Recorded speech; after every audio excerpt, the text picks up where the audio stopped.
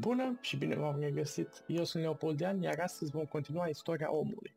Data trecută am rămas la Revoluția Agriculturală, unde am văzut că oamenii s-au mutat de la un stil de viață nomad, bazat pe vânătoare, la unul sedentar, bazat pe agricultură.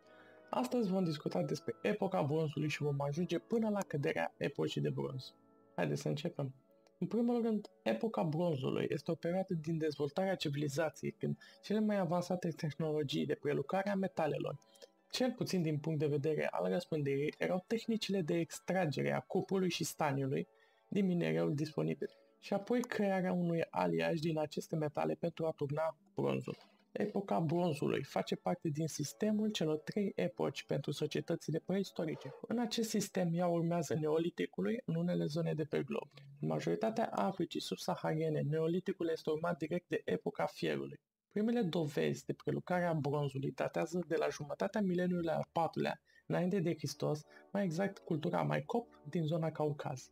De aici, tehnologia s-a răspândit cu repeziciune în Orientul apropiat și apoi la civilizațiile de pe Valea Indusului. Că tot am menționat Neoliticul, am să vorbesc puțin despre acesta. În Neolitic nu au avut loc prea multe evenimente, astfel nu sunt suficiente informații pentru a prezenta într-un episod dedicat acestuia. Așa că îl voi include în episodul despre epoca bronzului. Haideți să vorbim și despre Neolitic. În primul rând, denumirea de Neolitic vine din greacă și se traduce în noua epocă de piatră, fiind ultima perioadă a epocii de piatră. Aceasta este de asemenea și cea mai scurtă epocă a preistoriei. Aceasta caracterizându-se prin folosirea unetelor de piatră lusturită, practicarea agriculturii și domesticarea animalelor. Aceasta a început acum 12.000 de ani. Totodată începe dezvoltarea unor civilizații precum acum aproximativ 11.000 de ani, culturile neolitice și-au făcut apariția în seminuna fertilă, zona Canaan și Mesopotamia. În jurul anilor 10.700-9.400 înainte de Hristos a fost construită așezarea din Tel Caramel, la nord de Alep. Așezarea includea două temple care datează din 9650 înaintea erei noastre și în jurul anului 9000 înainte de Hristos, unul dintre primele orașe, Tele Sultan sau Ierihonul, a fost construit, înconjurat de un zid și un turn de piatră și locuit de 2300 de oameni. În jurul anului 6400 înaintea erei noastre a apărut cultura Halaf în Siria și nordul Irakului. Câmpiile aluvionare din Sumer și Elam au fost recunoscute pentru practicarea agriculturii și necesitatea irigațiilor din cauza ploilor scăzute, răsărind cultura Ubaid din anii 6900 înaintea erei noastre. Domesticarea caprilor și a oilor în Egipt s-a realizat în anii 6000 înaintea erei noastre. În Africa subsahariană s-a practicat păstoritul, marcând începutul producției de hrană pe continentul african. În contrast cu alte meleaguri neolitice care au dus la dezvoltarea primelor societăți agrare, în Africa s-a practicat păstoritul mobil, un stil de viață centrat pe turmă și gestionarea animalelor. În Sahara, care era încă dominată de vegetație, vânătorii culegători au domesticit vacile, oile și caprele în mileniul al VIII-lea înaintea erei noastre. Însă, din cauza deșertificării din Holocenul mijlociu, păstorii s-au împrăștiat în Valea Nilului și estul Africii. Și în savană, în Valea Riftului African din estul Africii, s-a practicat păstoritul, fiind găsite dovezi ale practicilor funerare. Morții erau îngropați în cairne, alături de trusa lor de unete, precum boluri de piatră, ciocuri, tocila și vase de pământ. În sud-estul Europei neolitice, în mileniul al VII-lea înaintea erei noastre, au apărut primele societăți agrare, atestate de situri ce dovedesc agricultura timpurie, descoperite în Vașteni, sudul Albaniei, din anul 6500 înaintea erei noastre. În nordul Europei, agricultura a debutat 3000 de ani mai târziu, din 4500 până în 1700 înaintea erei noastre. Figuri antropomorfice au fost găsite în Balcani, datând din 6000 înaintea erei noastre și în Europa Centrală, datând din 5000 înaintea erei noastre. Alte complexe culturale au fost găsite în Tesalia, în Grecia, unde a existat cultura Sesclo, care s-a extins în Balcani, dând naștere culturii Starcevo-Coros și culturii Vinca.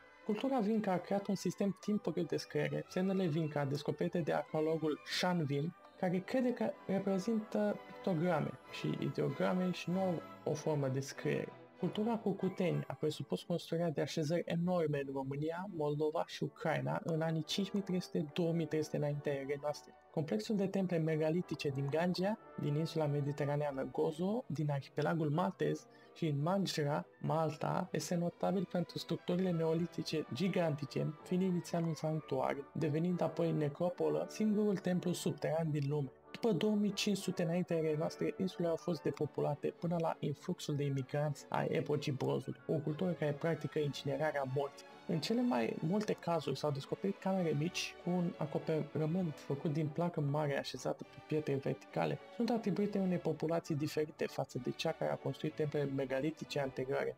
Se presupune că populația a venit din Sicilia din cauza similarității domeniilor până la construcțiile găsite.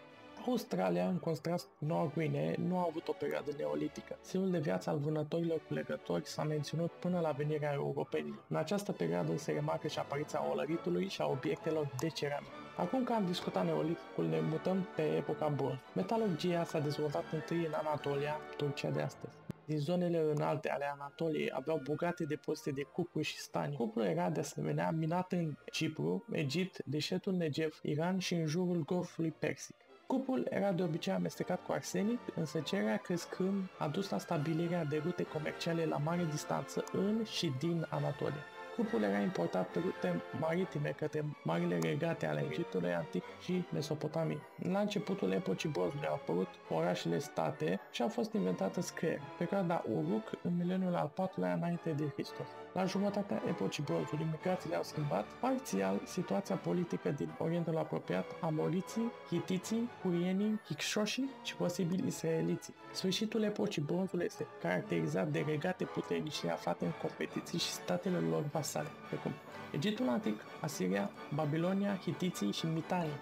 Au existat contacte prelungite cu civilizațiile egeene, Ahaia și Alashia, în care comerțul cu cupru a jucat un rol important. Această perioadă a avut drept finalitate așa numita prăbușire a epocii bronzului, care a afectat o mare parte din Mediteranei de Est și a Orientului Mijlociu.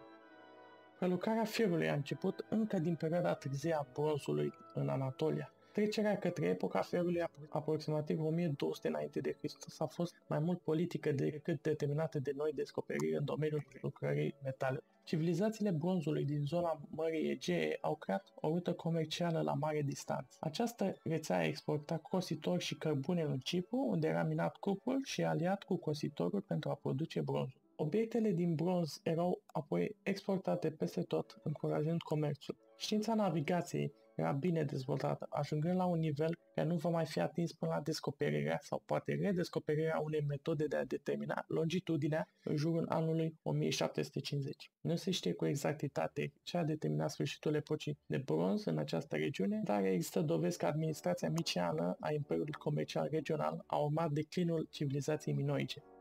Există de asemenea dovezi care susțin teoria că mai multe state cliente minoice și-au pierdut o mare parte din populație ca urmare a foametei și sau epidemiilor, lucru care ar indica o prăbușire a rețelei comerciale, oprind comerțul care ar fi putut ajuta populațiile înfometate și ar fi putut împiedica anumite boli legate de nutriție în mare parte. Se știe de asemenea că gânarul Imperiului Minoic, zona de la nordul Mării Negre, a suferit însemnate pierderi demografice și probabil a scăzut și cultivarea de alimente în această perioadă.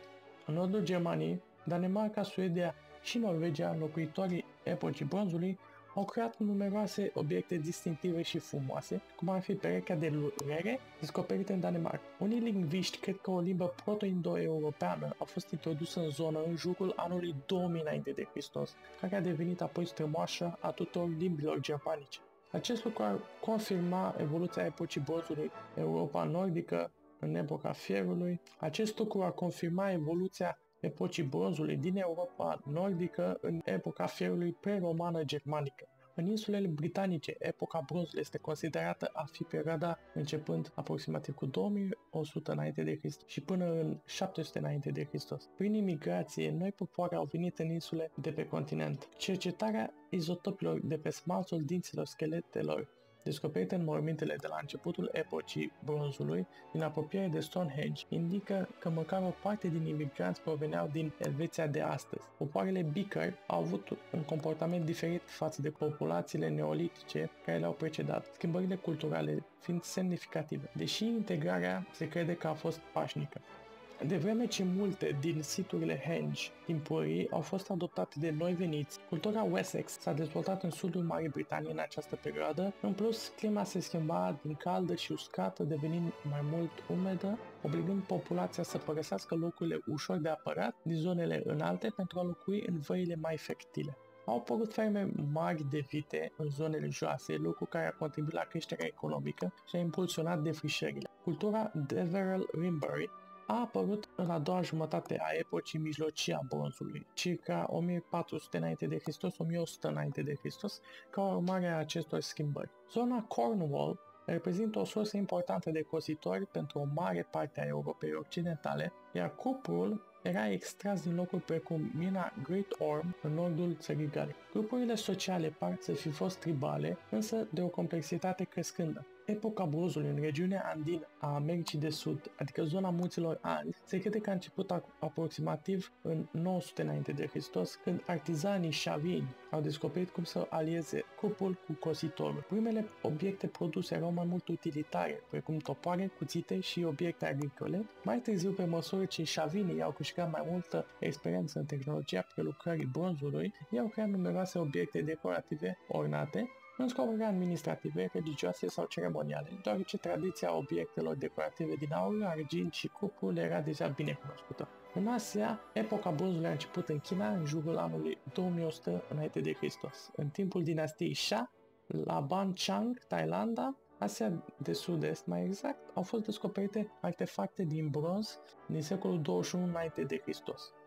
Cultura Eliteux, dinastia Shang și cultura Sanjing-de din China timpurie foloseau vase din bronz pentru ritualuri, obiecte agricole și arme. Perioada olăriei Mumun din sudul peninsulei coreene a adoptat treptat producția de bronz, aproximativ în anii 700-600 înainte de Hristos. După o perioadă când pumnalele și alte obiecte din bronz au fost schimbate până în interiorul peninsulei, aproximativ 900-700 înainte de Hristos. Bronzul a constituit un element important în ceremonii și ca ofrande mortoare până în 200 înainte de Hristos. Acum am ajuns la prăbușirea epocii de bronz. Acest element se referă la declinul și căderea multor civilizații, în special mediteraneene, în timpul secolelor 13 și 12 înainte de era comună sau înaintea erei noastre sau înainte de Hristos.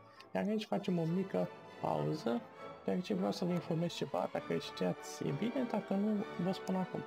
Înainte de Hristos înseamnă evident înainte de Hristos, adică I.R. B.C.E. sau I.E.N. înseamnă Before Common Era sau înaintea erei noastre, care este echivalentul înainte de Hristos, iar la fel se aplică și la după Hristos, T.R, ceea ce înseamnă Common Era, adică CE sau CE, dacă vreți să o dăm pe englezește, care este echivalentul cu după Hristos sau după era noastră, D.E.N. Iar sistemul BCE și CE sau era noastră, înainte de era noastră, este folosit universal deoarece doar 30% din populația lumii este creștină. Acum că v-am informat puțin în ceea ce privește sistemul anilor, haideți să continuăm de unde am rămas.